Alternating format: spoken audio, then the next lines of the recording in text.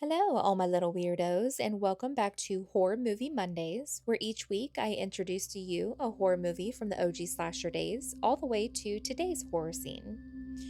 We are heading into the 1970s, and on the way, we are grabbing a chainsaw from the tool shed because this week we are hanging out with a man of many talents. Let me introduce to you the greatest interior decorator, the mask enthusiast, and family butcher, Mr. Leatherface from Texas Chainsaw Massacre.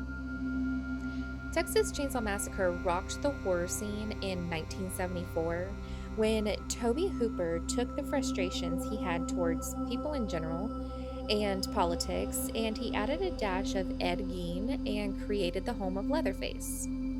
Ed Gein is going to be introduced and discussed in this week's Serial Killer Saturday episode, but to give you a little rundown, Ed was a dead body snatcher that used the corpse's skin and bones to basically decorate and furnish his home, making chairs and lamps as well as making masks for himself to wear because he was gross.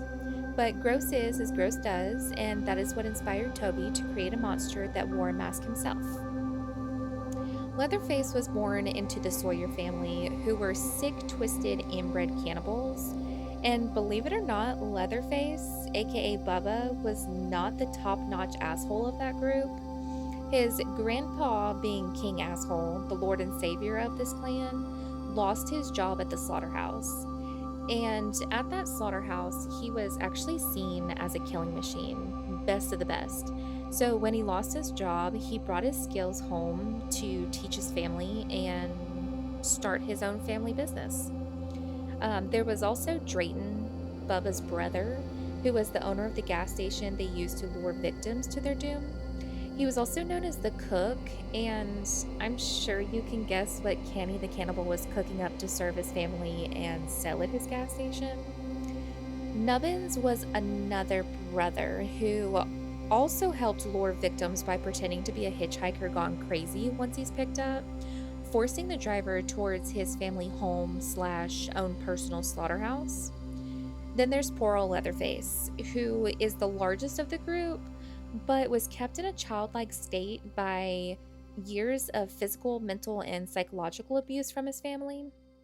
They used his childlike state to convince him to do most of their dirty work, and that dirty work included protecting the family land from intruders, killing and butchering their victims, and preparing their meat for his brother to cook and sell.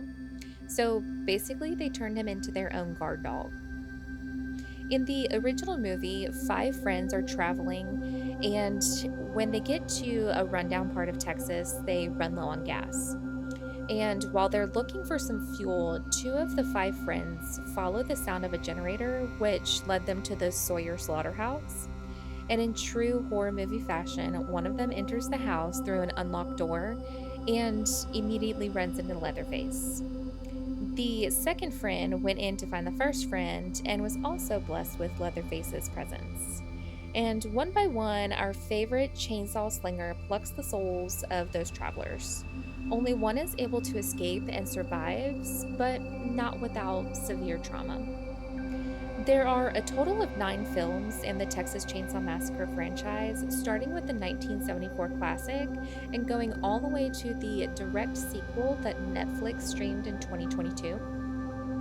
And a little fun fact about the inspiration behind Texas Chainsaw Massacre is that the idea of using a chainsaw came about during a shopping trip Toby Hooper took to a hardware store during the hustle and bustle of the Christmas season.